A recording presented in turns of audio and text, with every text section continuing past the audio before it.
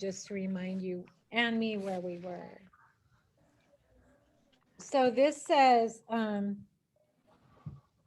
remember Wilbur was screaming and crying, and what did Charlotte say? What did she say to Wilbur? That she was going to protect him. Yeah, and she told him, calm down and stop your crying, right?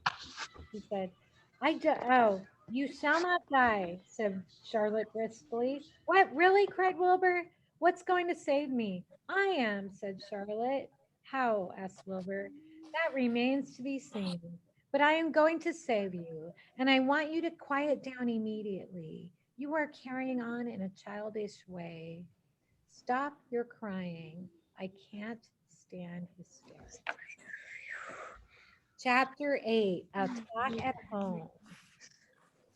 On Sunday morning, Mr. and Mrs. Arabelle, on Sunday morning, Mr. and Mrs. Arabelle and Fern were sitting at breakfast in the kitchen. Avery had finished and was upstairs looking for his slingshot. He likes his weapons. Did you know that Uncle Homer's goslings had hatched? Asked Fern. How many? Asked Mr. Arabelle. 7, replied Fern. There were 8 eggs, but 1 egg didn't hatch, and the goose told Templeton she didn't want it anymore, so he took it away. The goose did what? Asked Mrs. Arabelle, gazing at her daughter with a strange, worried look.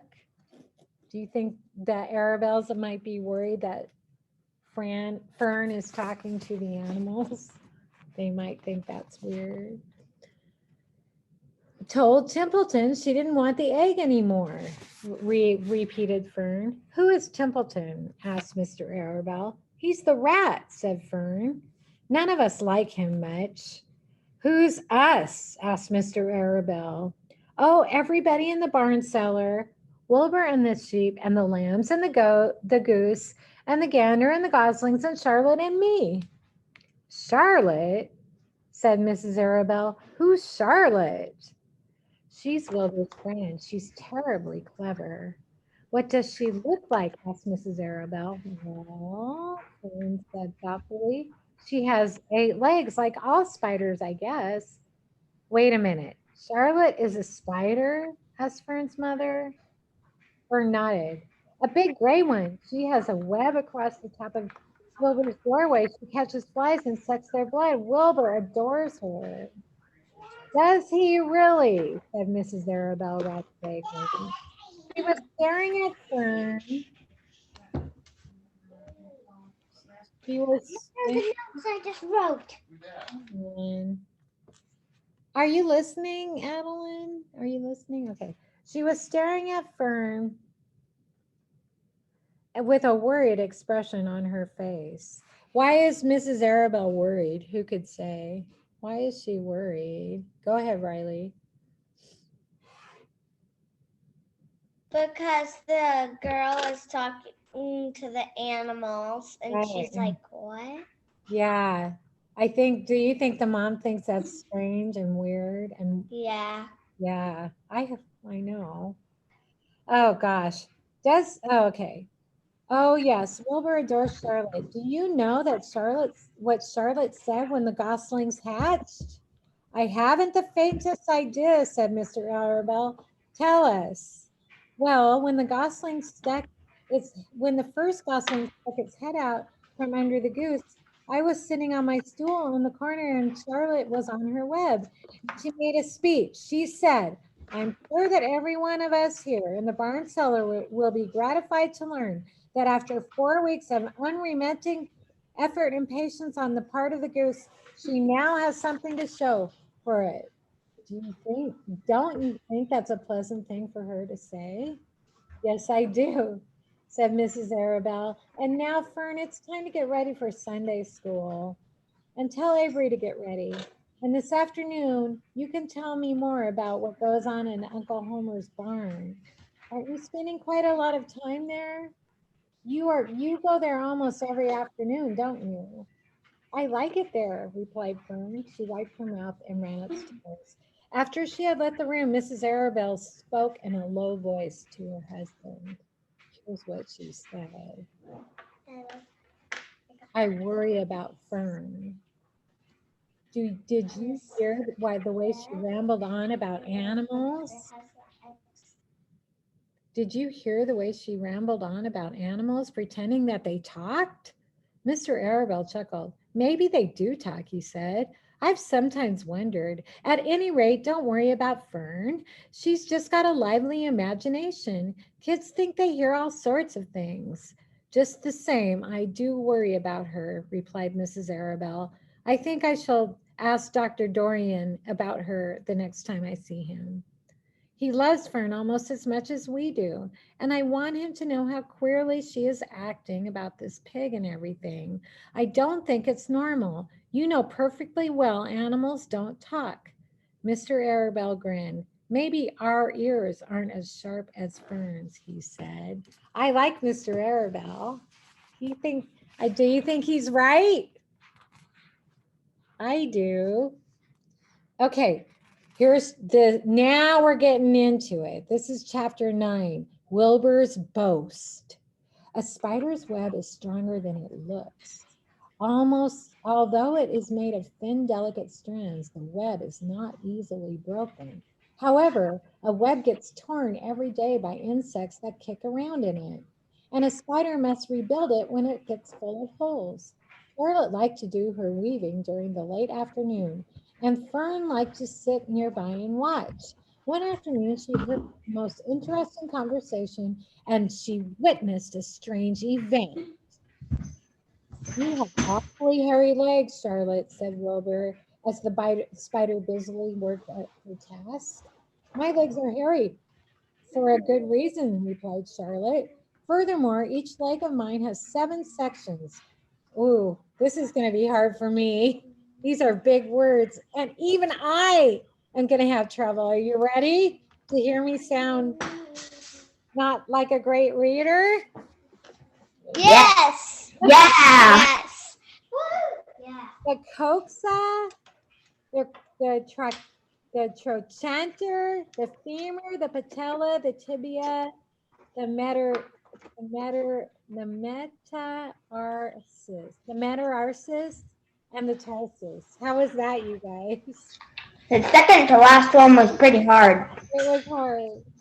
Wilbur sat bolt upright. You're kidding, he said. No, I'm not either. Say those names again. I didn't catch them the first time. Oh no. Do you think I have to say them again? Yes. The coxa, trochanter, femur, patella, tibia. Here's the one that's hard, Heath. Metatarsus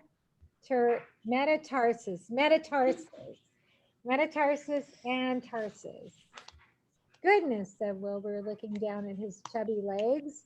I don't think my legs have 7 sections. Well, said Charlotte, you and I lead different lives. You don't have to spin a web. That takes real leg work. I could spin a web if I tried, said Wilbur, boasting.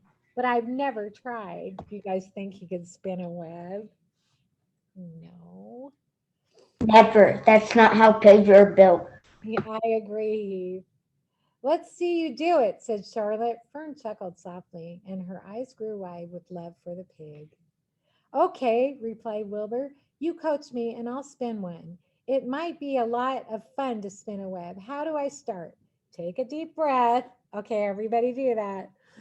You guys see if you can spin a web when Charlotte gives directions. Take a deep breath, said Charlotte, smiling. Wilbur breathed deeply. Now climb to the highest place you can get to, like this. No, don't do that. Don't do that. Don't do that. Charlotte raced up to the top of the doorway.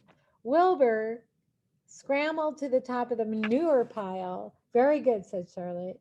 Now, make an attachment with your spinners, hurl yourself into space, and let out a drag line when you go down. Heath, stop it. Your mom's going to get mad at me.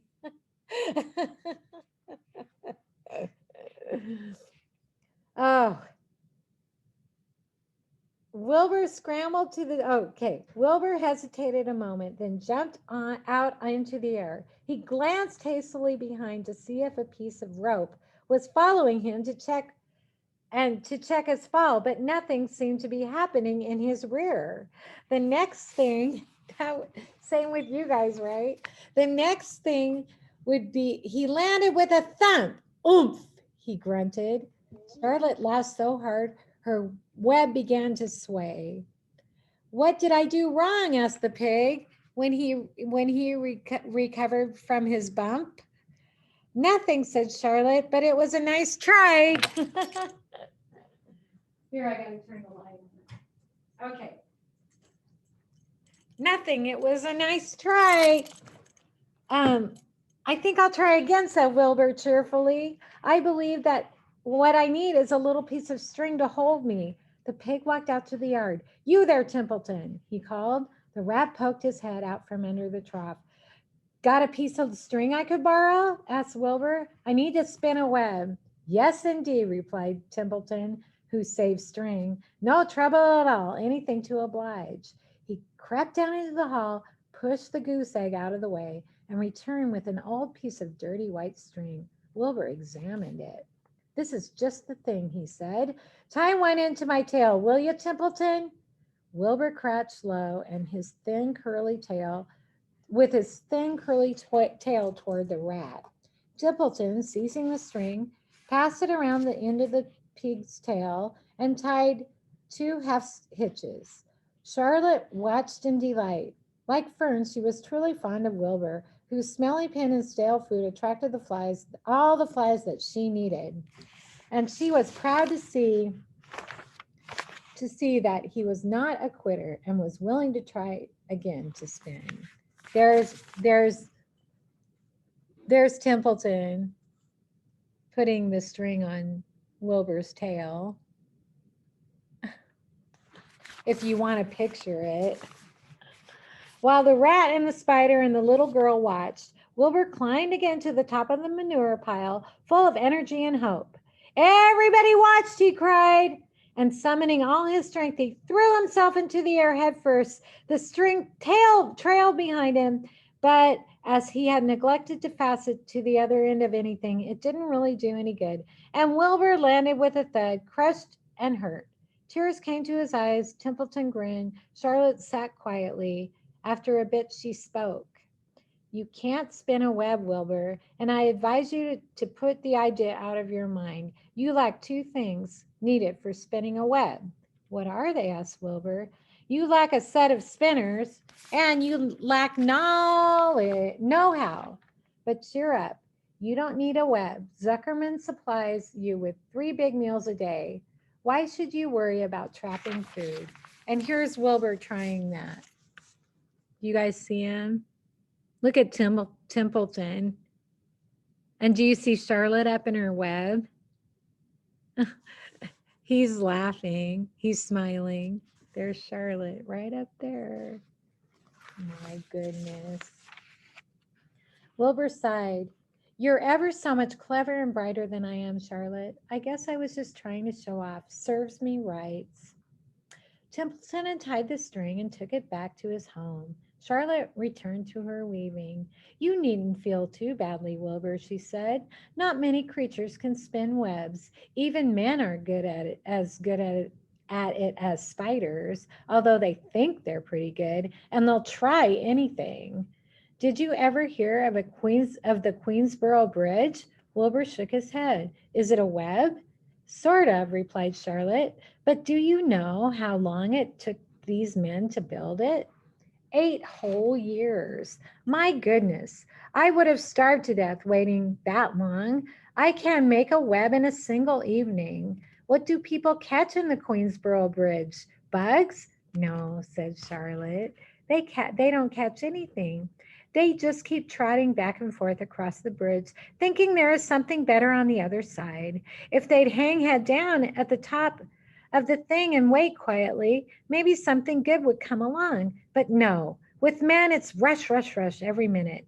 I'm glad I'm a sedentary spider. What does sedentary mean? Asked Wilbur.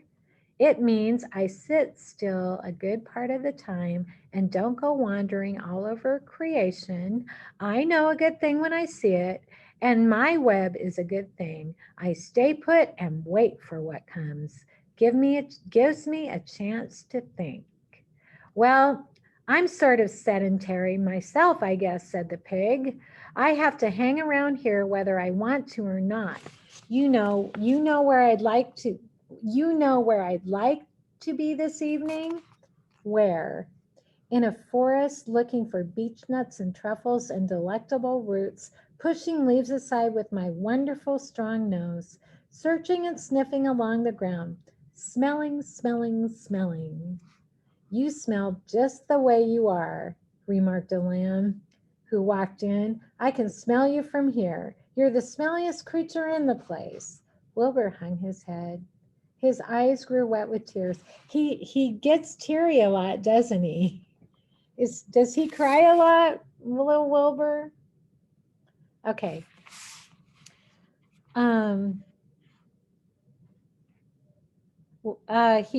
Charlotte noticed his embarrassment and she spoke sharply to the lamb. Let Wilbur alone, she said. He has a perfect right to smell, considering his surroundings. You're no bundle of sweet peas yourself. Furthermore, you are interrupting a very pleasant conversation. What were we talking about, Wilbur, when we were so rudely interrupted? Oh, I don't remember, said Wilbur. It doesn't matter. It doesn't make any difference. Let's not talk anymore for a while, Charlotte. I'm getting sleepy. You go ahead and finish fixing your web, and I'll just lie here and watch you. It's a lovely evening. So Wilbur stretched out on his side. Twilight set over Zuckerman's barn, and a feeling of peace. Fern knew it was almost supper time, but she couldn't bear to leave. Swallows passed on silent wings in and out of doorways, bringing food to their young ones. From across the road, a bird sang, whippoorwill, whippoorwill. Lurvy sat down under an apple tree and lit his pipe. The animals sniffed the familiar smell of strong tobacco. Wilbur heard the trill of the tree toad and the occasional slamming of the kitchen door. All of these sounds made him feel comfortable and happy, for he loved life and loved to be a part of the world on a summer evening. But as he lay there, he remembered what the old sheep had told him. The thought of death came to him, and he began to tremble with fear. Charlotte, he said softly. Yes, Wilbur. I don't want to die. Of course you don't, said Charlotte in a comforting voice. I just love it here in the barn, said Wilbur. I love everything about this place. Of course you do, said Charlotte. We all do. The goose appeared, followed by her 7 goslings. They thrust their little necks out and kept up a musical whistling like a tiny troop of pipers. Wilbur listened to the sound with love in his heart. Charlotte, he said. Yes, said the spider. Were you serious when you promised that you would keep them from killing me? I was never more serious in my life. I am not going to let you die, Wilbur. How are you going to save me? Asked Wilbur, whose curiosity was very strong at this point.